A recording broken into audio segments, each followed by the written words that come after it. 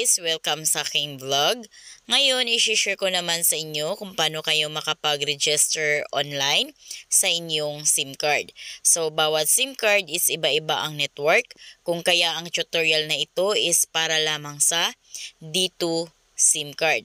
So, ang mga iba pang tutorial about sa Token Text and Smart, TM and Globe, GOMO, ayan, so abangan nyo na lang ang mga tutorial ko sa mga ibang network. But sa tutorial na ito is about sa D2 SIM. So ngayon guys, bago yan, kung kayo ay bago sa aking vlog, please consider to subscribe para updated kayo lagi sa mga informative na mga videos ko. So ngayon guys, open nyo lang yung Play Store ninyo. Ayan, then dito sa may search nyo lang yung D2 app. Ayan. Then, lalabas na agad si D2 apps. Click nyo lang itong install. Then, hintayin nyo lang yung ma-install guys. Ayan. So, 33% na, 44%, 62%, 78%, 95%, 100% na. Ayan, installing siya. Ngayon, dahil na-install na yan, click nyo na yung open. Ayan, so na-download na natin yung apps na ito. Click lang natin tong skip para ma-redirect na tayo mismo sa apps. Then, click nyo lang itong let's get started. Then, click nyo lang itong while using the app. Allow. Ayan. Then, guys, makikita nyo na agad dito yung ganito. Register your SIM dito. Ayan. So, ngayon, click nyo lang itong register here.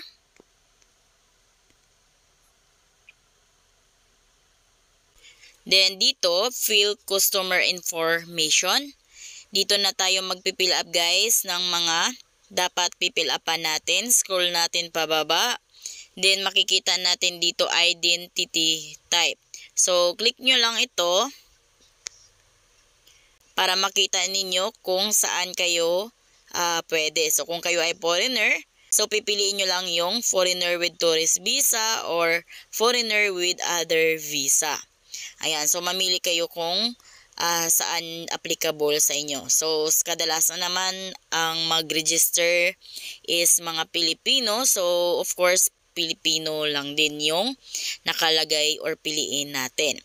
Next naman, dito sa cellphone number, click na natin yan.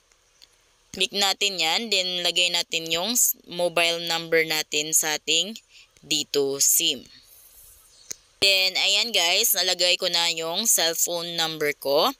Ngayon naman, dito naman sa send SMS.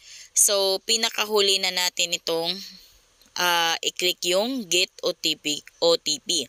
So, dyan sa get OTP, magsisend si dito ng OTP code. Lalagay natin yung text na OTP code dito. Then, guys, yan yung pinakahuli nating i-click yung OTP. Ngayon, bago natin yan i-click yung OTP, so of course, fill upan nyo muna dito yung first name ninyo, middle name ninyo, short name ninyo. Then, scroll pa pababa. Next is yung kailan yung birthday ninyo. Then, click nyo lang ito guys para makapamili kayo ng kung kailan birthday ninyo. Click natin yan. Then, dito kung anong year. So, halimbawa, ang year niyo is 1991. Then, next is kung anong month. So, halimbawa, October. Then, kung anong date. So, dito naman ang date. Scroll nyo lang pababa, pataas kung anong date yung pipiliin ninyo. Ayan, so nakapili na tayo ng date of birth. Next is the gender. Click nyo lang din ulit ito, ganito. Then, mamili kayo dito kung kayo ay male, lalaki, female is babae. Then, kung kayo naman ay non-binary, so piliin nyo yung non-binary. Ngayon, dahil ako ay babae, piliin ko yung female. Ayan, then scroll nyo pa pababa. Dito, sa government ID, click lang natin ito para makapili tayo ng mga list of valid ID.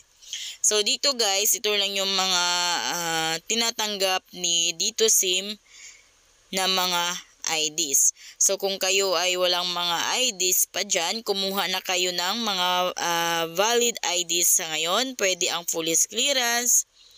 Ayan, so pwede din yung NBI. Ayan, so kung wala kayong mga valid ID dyan, kumuha kayo ng NBI at saka police clearance dahil yan is tinatanggap din dito sa pagpa-register ninyo. Then sa akin, ang pipiliin ko is driver's license dahil yun yung meron ako. Click nyo lang itong okay. Ayan, then next is the driver's license ID number. Ngayon, click natin yan, then lagay natin yung driver's license ID number natin. Next naman is the house number, street, then province, city, and barangay. Then, ganun lang din, click nyo lang ito para makapili kayo ng address na province, city, and barangay ninyo. Then, scroll natin pababa. Then, dito sa zip code, so kung saan kayo nakatira, so yung zip code ng address niyo is i-search nyo lang sa Google search. So halimbawa guys, hindi nyo alam yung zip code ng address niyo, punta lang kayo sa inyong Google search sa cellphone niyo. So dito, ganito yung Google search, click nyo lang yan.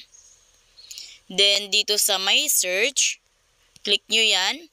Then halimbawa taga Taytay Rizal kayo, search nyo lang Taytay Rizal zip code. Ayan, so lalabas na agad yung zip code ng Taytay Rizal, 1920. So yan yung ilagay natin doon.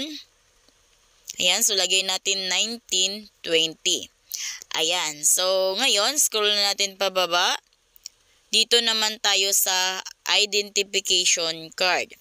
So dito, click nyo lang itong plus sign. Dito guys, pag napicturean nyo na yung ID ninyo, click nyo lang itong from the album. But then, kung hindi nyo pa napicturean yung ID ninyo, so click nyo lang itong take a photo. Ngayon, sa akin, may picture na ako ng driver's license ko sa cellphone ko. So, ang pipiliin ko na lang is from the album. Click ko yung from the album. Then, photos. Then, hanapin ko lang yung ID na pinicturan ko. Ayan, so ito yung ID ko. Ayan, so ito na yung driver's license ko. Then, next is, dapat guys, nag-selfie kayo kasama yung ID ninyo. Ayan, so kasama yung ID ninyo, hawak niyo yung ID ninyo, naka-selfie kayo. Ngayon, click nyo lang itong plus sign. Then, ganun lang din. Pag halimbawa naman guys, is wala pa kayong selfie, hawak nyo yung driver's license ninyo. So, click nyo lang itong take a photo. But then, kung may selfie na kayo, click nyo lang itong from the album. Dahil may picture na ako ng selfie photo with ID ko, click ko lang itong from the album. Then, photos. Ayan, so ito na yung selfie ko. Nakasama ko yung ID ko. Then, guys, dito, pag linik natin tong picture natin, so, ang sabi dito, please select attachment that less than 5 MB. Kaya is dapat yung picture or file size ng picture ninyo less than 5 MB.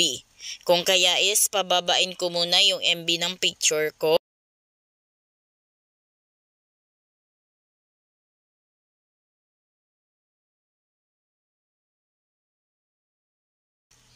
Then ngayon guys, napababa ko na yung MB or file size ng picture. So click natin tong plus sign ulit. Then from the album. Ayan, so ito na yung pinabaan kong MB. Ayan, so na-attach na natin siya dahil less than 5 MB na yung file size ng picture. Ngayon, dito sa may mga box, ayan, so click natin yung may mga box. Ayan, then pag may check na, scroll na natin pataas, then makikita na natin ulit yung ito sa mobile number na lagay na natin. Ngayon, click na natin itong get OTP para magsisend na ng OTP code si dito sa atin. Ayan guys, pagka-click nyo ng get OTP, so magsisend sila ng OTP code. So ito yung OTP code na sinend nila, 6911677. So yan yung nilagay ko dyan, 6911677. Ngayon, scroll nyo lang pababa, then makikita nyo na itong submit. Click nyo yung submit. So ayan, nakapag-register na tayo. Nakalagay is SIM card registration has been completed.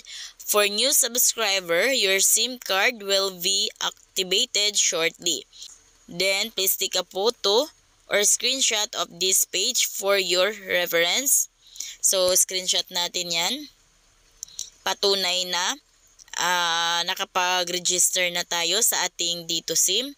Then, ito yung mobile number SIM registration number natin. So, ayan lang guys kung paano kayo makapag-register dito sa Dito SIM. So, abangan nyo yung iba pang tutorial ko para naman sa mga Smart and Globe subscriber, pati na yung mga users ng GUMO SIM. Kung kayo bago sa aking vlog, please consider to subscribe para updated kayo lagi sa mga informative na mga videos ko. Thank you for watching!